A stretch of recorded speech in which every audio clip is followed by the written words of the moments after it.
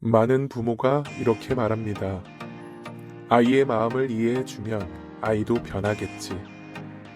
공감은 분명히 중요합니다. 하지만 그것만으로는 아이의 행동이 변하지 않습니다.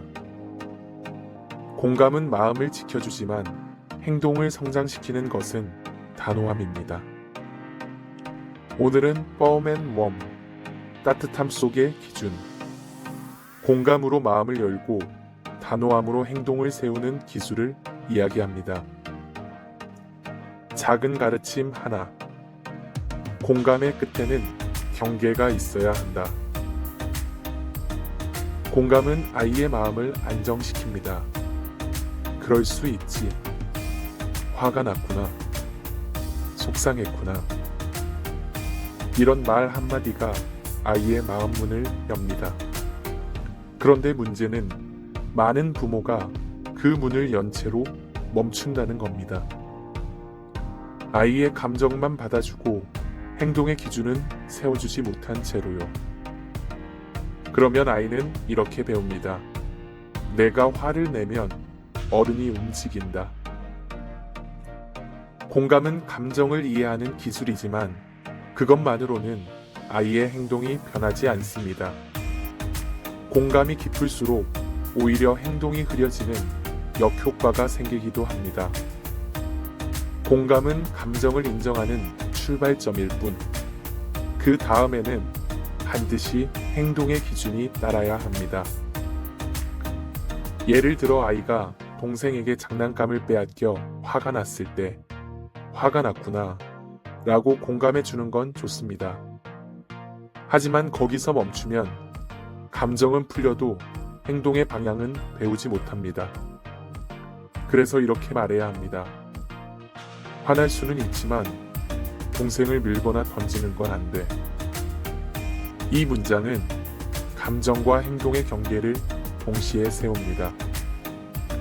공감이 감정을 풀어주고 단호함이 행동을 다듬는 순간이죠.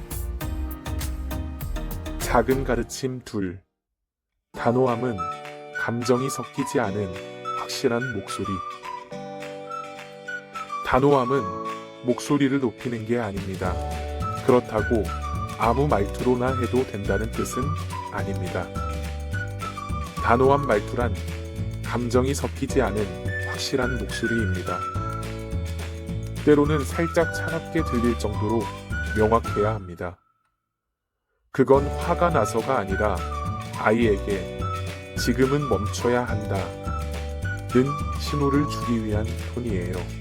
아이는 부모의 말을 이해하기보다 목소리 리듬과 분위기를 먼저 읽습니다. 그래서 단호한 말투의 핵심은 크게 말하는 것이 아니라 흔들리지 않는 것입니다. 예를 들어 아이가 장난감을 던졌을 때 던지는 건 안 돼. 짧고 단단하게 말하고 부모는 물건을 조용히 치웁니다. 이건 화가 아니라 경계의 신호입니다. 단호함은 일관성과 명확함입니다. 감정이 흔들리지 않고 메시지가 일관될 때 아이는 부모의 기준을 신뢰하게 됩니다.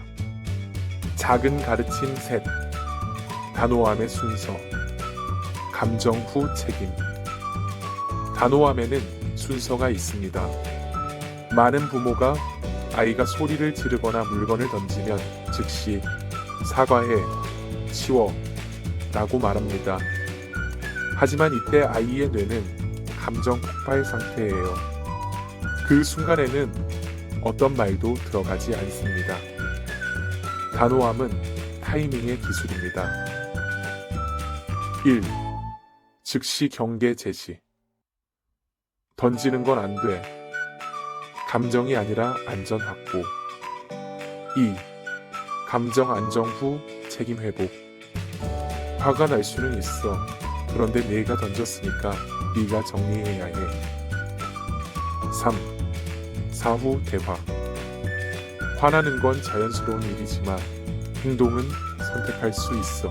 이 순서를 지킬 때 아이는 감정을 억누르지 않으면서도 행동의 결과를 학습하게 됩니다.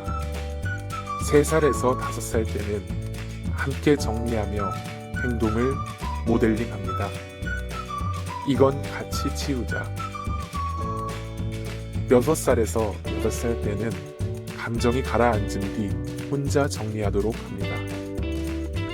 이건 네가 던졌으니까 네가 치워야 해. 9살 이상은 스스로 판단을 유도합니다. 이럴 땐 네가 어떻게 하면 좋을까? 연령에 따른 지도 방식은 아이의 발달 단계나 기질에 따라 달라질 수 있습니다. 중요한 건 아이가 책임을 경험하는 것입니다. 작은 가르침 넷. 단호함은 차가움 속에 명확합니다. 단호함은 때로 차갑게 들릴 수 있습니다.